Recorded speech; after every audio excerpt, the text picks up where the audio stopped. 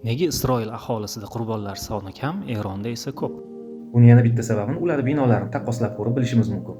Isroilning har bitta binolarida Mamad deb nomlangan bombadan himoya qiluvchi xonalar bilan jihozlangan. Har bitta kvartirada bunaqa xonalar bor. Bu xonalarni devorining qalinligi kamida 40 sm bo'lgan temir beton konstruksiya bilan quriladi.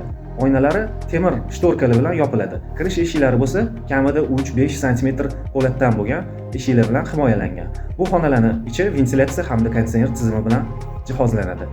Aholi o'sha bombadan sirena yangraganda hammasi bu xonalarga bekinadi.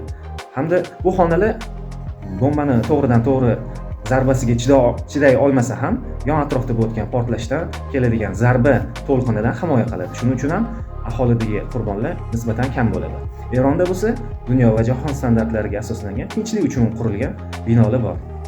Qurbon bo'lgan musulmonlarning Alloh rahmatiga olsin, tiriklarimiz salomat bo'lsin.